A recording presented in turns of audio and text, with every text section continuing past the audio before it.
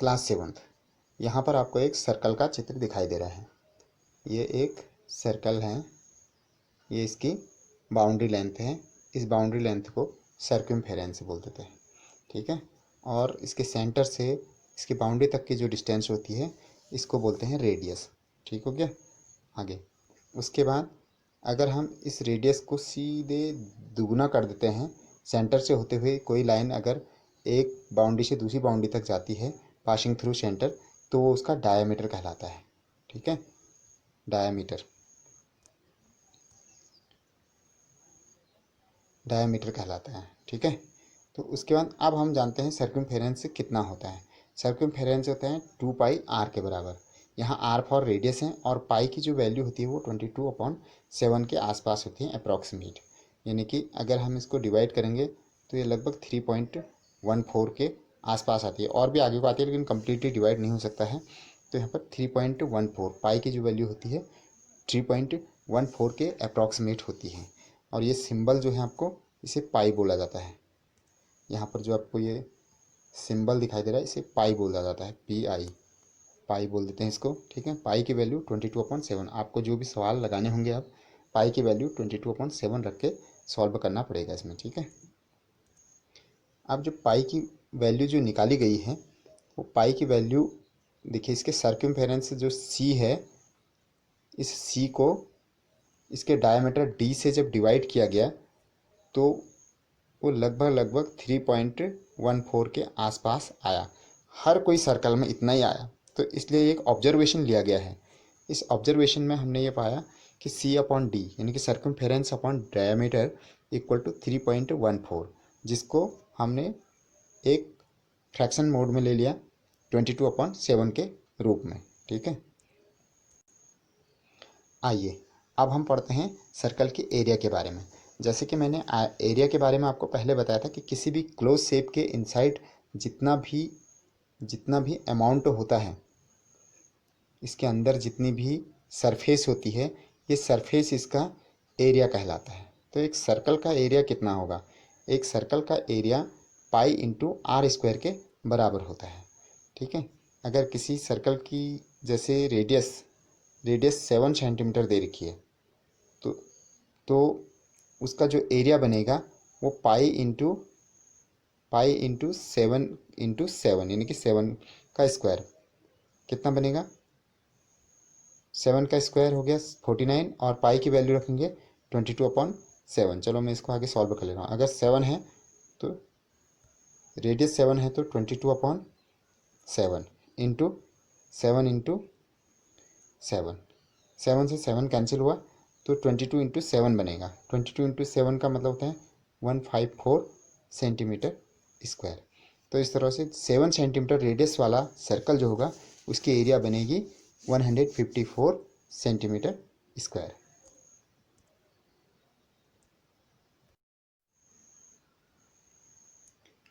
चलिए आगे अब हम चलते हैं एक्सरसाइज पर, क्वेश्चन लगाते हैं।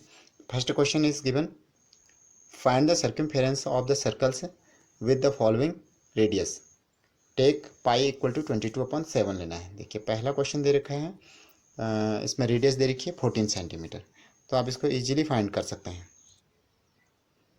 यस, एक सर्कल है और उसकी जो रेडियस दे रखी है 14 सेंटीमीटर दे रखी है, ठीक है।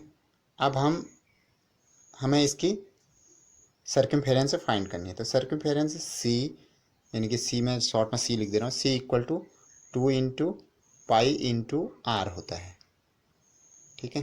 तो अब हम इसकी वैल्यू फाइंड करेंगे 2 × 22/7 इंटू रेडियस की वैल्यू आएगी 14। तो देखिए यहाँ पर 7 से 14 कटेगा 2 टाइम।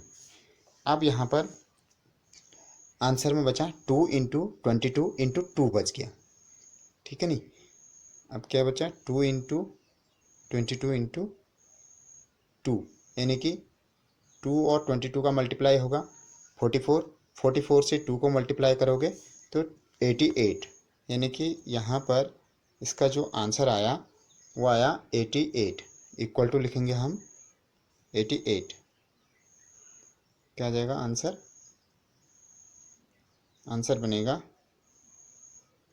88 सेंटीमीटर। ठीक है, तो 14 सेंटीमीटर रेडियस वाला जो सर्कल होगा उसका सर्कमफेरेंस बनेगा 88 सेंटीमीटर। तो पहले का आंसर आपका 88 आ जाएगा। ठीक है, अब हम इसका सेकंड पार्ट बी, रेडियस दे रखी है 28 मिलीमीटर, तो इसकी सर्कमफेरेंस फाइंड करनी है। चलिए देखते हैं क्वेश्चन कैसे बनता है। अब रेडियस 28 आ गया। ठीक है, आप जानते हैं 2 पाई इंटू आर के बराबर होता है सर्कमफेरेंस। तो यहाँ पर हम लिखेंगे 2 और पाई की वैल्यू हमें लेनी है 22/7 और आर की वैल्यू लेनी है 28। तो यहाँ पर 7 से 28 कटेगा 4 टाइम। अब बचता है 2 इंटू 22 इंटू 4। इन तीनों को मल्टीप्लाई करेंगे, 2 इंटू 22 का बनेगा 44। 44 से 4 को मल्टीप्लाई करेंगे 176। तो यहाँ पर 176 मिलीमीटर इस सर्कल की सर्कमफेरेंस बनेगी। Answer 176 millimetre. ओके, अब है क्वेश्चन नंबर 2। इसका थर्ड पार्ट आप कर लेना है। फर्स्ट का थर्ड पार्ट 21 वाला आप कर सकते हैं। मैं इसका सेकंड क्वेश्चन बता दे रहा हूँ। एरिया यहाँ पर फाइंड करनी है आपको, और यहाँ पर हमको रेडियस 14 मिलीमीटर दे रखा पहले क्वेश्चन में, और यहाँ पर भी आपको पाई की वैल्यू 22/7 लेनी है। चलिए मैं इसका सेकंड वाला पार्ट कर देता हूँ, 5 सेंटीमीटर वाला। थोड़ा सा आपको दिक्कत रहेगी इसलिए मैं इसको कर देता हूँ।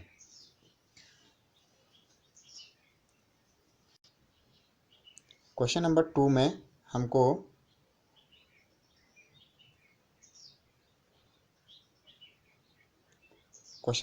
दे रखा है आर की वैल्यू दे रखी है 5 सेंटीमीटर और आपको फाइंड करना है एरिया। तो यहाँ पर area of circumference is pi r square होता है।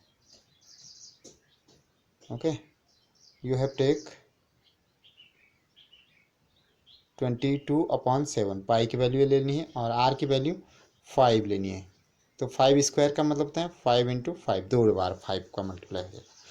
अब यहाँ पर 7 से ना 22 कंप्लीट करता है और ना 5 और 5 करता है, तो इसलिए हम क्या करेंगे, ऊपर के जो जितने भी न्यूमरेटर में जो वैल्यू रखी है इन सबको मल्टीप्लाई कर देंगे और अपॉन में 7 लिख देंगे। तो यहाँ पर 5 5 जा 25 होता है।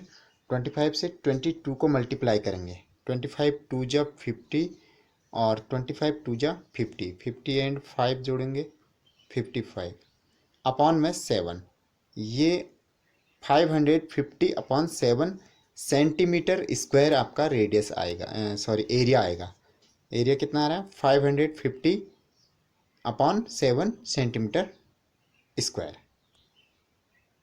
क्वेश्चन नंबर थर्ड को पढ़ते हैं। If the circumference of a circular seat is 154 metre, find its radius. Also find the area of the seat.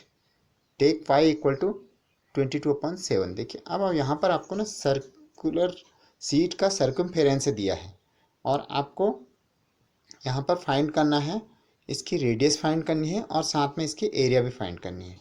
चलिए मैं तुमको सॉल्व करके दिखाता हूँ कैसे सॉल्व होते हैं ऐसे क्वेश्चन। हमें क्वेश्चन में सर्कमफेरेंस बताया गया है, दिया गया है। सर्कमफेरेंस दिया गया है 154 सेंटीमीटर दे रखा है। यानी कि हम जानते हैं कि सर्कमफेरेंस का जो फॉर्मूला होता है वो 2 पाई आर के बराबर होता है। तो इट मीन्स यहाँ पर हमको 2 पाई आर दिया है। 2 पाई आर इक्वल टू 154 दिया है, ये दिया है और ये होता है इतना है। ठीक है, इस बात को समझ लेना है। अब यहाँ पर आपको ना 2 तो पता है और पाई की वैल्यू भी आपको पता है 22/7 होता है।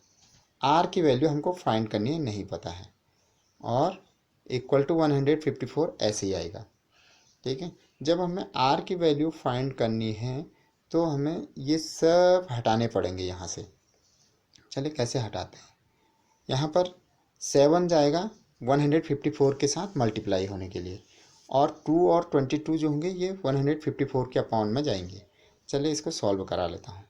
तो r की जो वैल्यू बनेगी वो 154 के साथ 7 का होगा मल्टीप्लाई, क्योंकि ये नीचे है, ये डिवाइड में है, और नीचे 2 इंटू 22 ये रहेगा। ठीक है जी। अब क्या होगा देखिए, यहाँ से 22 से 154 कटता है 7 टाइम। कितने टाइम कटेगा? 7 टाइम।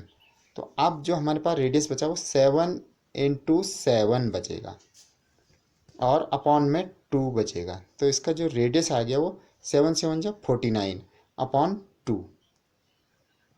ठीक है। इसका जो रेडियस बचेगा वो r बराबर कितना आया, r इक्वल टू बना 7 इंटू 7 अपॉन 2 बचा था, यानी कि r बराबर बना 49 अपॉन 2 सेंटीमीटर। ये रेडियस आ गया इसका। ठीक है। अब r हम इसको भी सॉल्व करा लेते हैं पाई आर स्क्वायर में, क्योंकि अब जो एरिया बनेगी वो आप जानते हो पाई आर स्क्वायर होता है। तो पाई की वैल्यू 22 अपॉन 7, और आर स्क्वायर की वैल्यू, पहले आर की वैल्यू रखेंगे 49 अपॉन 2, और यहाँ पर भी 49 अपॉन 2 दूसरी बार आएगा। ठीक है जी।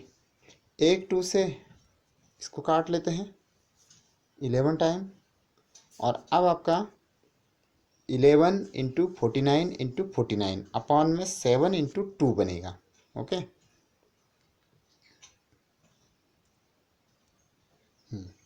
तो आगे हमारा जो आंसर बन रहा है वो आपका बन रहा था 11 इंटू 49 इंटू 49 अपॉन में 7 इंटू 2 बनना था।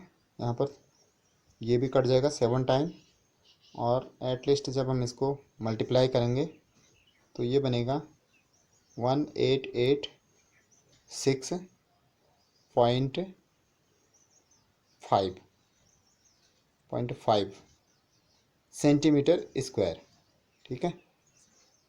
यूनिट जो बनेगी रेडियस के आधार पर बनेगी, तो इतना सेंटीमीटर स्क्वायर इसकी एरिया बनेगी। ओके।